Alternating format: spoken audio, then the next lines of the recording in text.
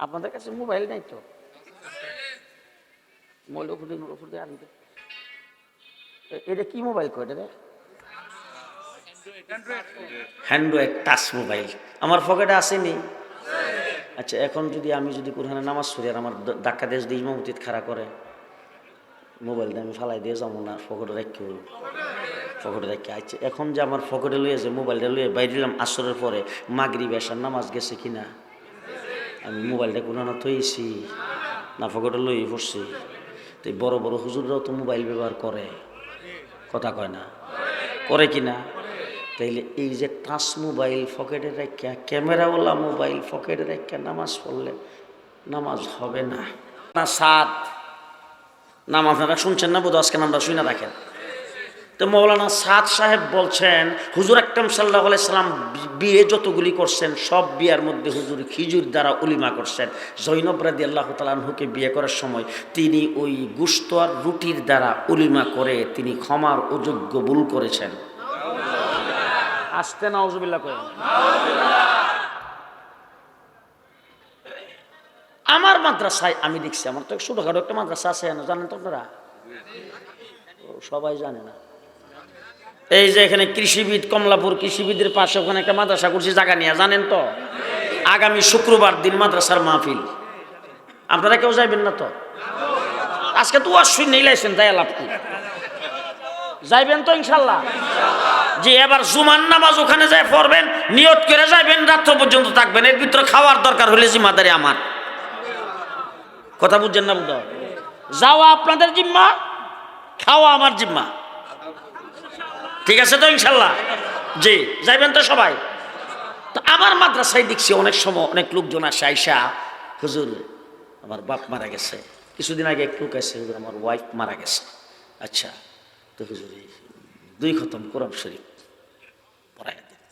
তো 2 খতম কোরআন শরীফের জন্য উনি আমার মাদ্রাসায় কিছু টাকা দিছে। তা আমি শেবদোহানের হাফিজ সাহেব রেখে আনলাম, এনে বললাম হাফিজ সাহেব 2 খতম কোরআন শরীফ পড়তে হইব। হাফিজ সাহেব বলে যে হুজুর এক্ষণই পড়াইয়া দেই। ঠিক আছে দেন। 2 খতম কোরআন শরীফ পড়তে হুজুর আধা ঘন্টার মতো সময় লাগবে। 2 খতম কোরআন শরীফ পড়তে আধা ঘন্টা সময় লাগবে। হুজুর 15 জন ছাত্র হেফজ শেষ করে শোনাইতেছে, আর বাকি ওই যে 10 পারা 15 পারা 20 পারা পড়ছে, এরকম ছাত্র অনেক আছে। তো সবার মধ্যে পারা ভাগ করে দিয়ে দিব, তাড়াতাড়ি হয়ে গেছে। আচ্ছা, এখন এই ওনার ছাত্রদের দিয়ে উনি 2 খতম কোরআন শরীফ পড়াইছে। যেই লোকে খতমটা পড়াইলো, কি জন্য পড়াইছে? তার ওয়াইফ যেন কবরের আযাব মাফ হয়ে যায়। ঠিক কিনা বলেন? কবরের আযাব মাফের উদ্দেশ্যে সওয়াবের নিয়তে সেই বেচারা পড়াইলো কোরআন শরীফ খতম। আমি হেফজখানার ছাত্রদের দিয়ে কোরআন শরীফ খতম পড়াইয়া দিলাম। এখন আমি জিজ্ঞেস করতে চাই, এই যে তাদেরকে দিয়ে কোরআন শরীফ খতম পড়াইছি, এদের ফেডের ভিতরে যদি বোম মারতে থাকি, বিসমিল্লাহর অর্থ বাইরিব নি? জি বাইরিব? তাইলে তাদের দিয়ে যে কোরআন শরীফ পড়াইলাম সওয়াব হইছে নি? হ্যাঁ। তো মৌলানা সাত শাব্দি কয় কোরআন শরীফ না বুঝে পড়লে ওয়াজিব তরকের গুনাহ হয়, কোনো লাভ নাই। এবার উলামায়ে কেরাম যারা এখানে আছেন, আমি জিজ্ঞেস করি, গালি আমার পরে দিয়েন, আগে শুনে নাও। উলামায়ে কেরাম এখানে যারা আছেন তাদেরকে আমি জিজ্ঞেস করতে চাই, কোরআন শরীফের সর্বপ্রথম সূরা সূরা বাকারা, সর্বপ্রথম অক্ষর আলিফ লাম মিম আছে না নাই? আছে না নাই? এই আলিফ লাম মিম আল্লাহ পাক 3টা সূরার প্রথমে বলছেন। তারপরে তা সিন মিম আছে না নাই? কাফ হা আইন আছে না নাই? তাহলে এই যে অক্ষরগুলি আছে, এই অক্ষরগুলির যেখানে তাফসীরের যত কিতাব আছে সমস্ত কিতাবের মধ্যে লেখছে আল্লাহু আলাম। যার অর্থ জানে কেডা? আল্লাহ। তা আল্লাহ রাসূল সাল্লাল্লাহু আলাইহি সাল্লাম বলছেন, এক অক্ষরে কোরআন শরীফ যারা তেলাওয়াত করবে, এক অক্ষরে 10টা নেক। কয়টা নেক? এবার রাসূল সাল্লাল্লাহু আলাইহি সাল্লাম হাদিসের ব্যাখ্যার মধ্যে বলেছেন, তোমরা উম্মত মনে করতে পারো আলিফ লাম মিম একসাথে যেহেতু লেখা, একসাথে টান দিয়ে পড়া, মধ্যখানে শ্বাস ছাড়া যাবে না, তাইলে এই 3টা অক্ষর মিলে বোধহয় 1টা নেক পাইবা, 10টা নেক পাইবা।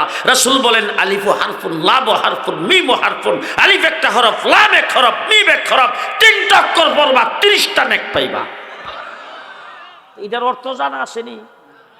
যেটার অর্থ বন্দা জানে না, আল্লাহ সারা তাফসীরের কিতাবে লেখছে আল্লাহু আলাম, একমাত্র আল্লাহ জানে। তাহলে হীরা সম্পর্কে রাসূল বলতেছে এক এক অক্ষরে 10টা করে নেক পাইবা। মৌলানা সাদজি বলে কোরআন শরীফ না বুঝে বললে লাভ নাই, ওয়াজিব তরকের গুনাহ।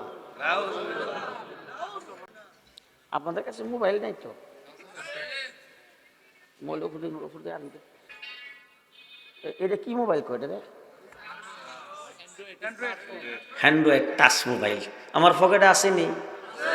আচ্ছা এখন যদি আমি যদি কোরআনে নামাজ পড়ি আর আমার ধাক্কা দেশ দিয়ে ইমামতিত খাড়া করে, মোবাইলটা আমি ফালাই দিয়ে যাবো না, পকেটে রেখে পকেটে রেখে। আচ্ছা এখন যে আমার পকেটে লইয়ে যে মোবাইলটা লইয়ে বাইরে দিলাম আসরের পরে, মাগরিব এশার নামাজ গেছে কিনা, আমি মোবাইলটা কোরআনে থইছি না পকেটে লইয়ে পড়ছি? তো বড় বড় হুজুররাও তো মোবাইল ব্যবহার করে, কথা কয় না, করে কিনা?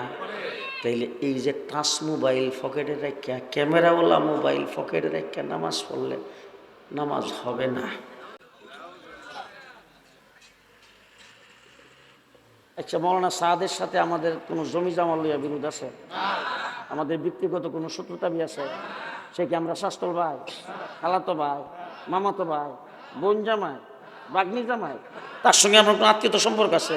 তা খামাখা তারে নিয়ে কিল্লিকে আমরা কথাটা কইতাম, এই সমস্ত কথাবার্তা বইলা মানুষকে গুমরা বানাবে আর আমরা কি চুপ করে বসে থাকবো? উলামা ইকরামের দায়িত্ব হলো মানুষকে গুমরাহির থেকে বাঁচানো, ঠিক না ঠিক?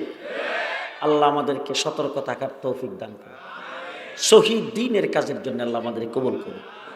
ফাগরি কই, ফাগরি কই? এই মাদ্রাসার ছাত্ররা এই যে এখানে যে আপনারা মাদ্রাসা এই এলাকার লোকেরা যে মাদ্রাসার জন্য দান করেন, এই দানের ফসলটা এখন দেখবেন। দাও দাও, ছাত্র কই? মাশাআল্লাহ, কয়জন?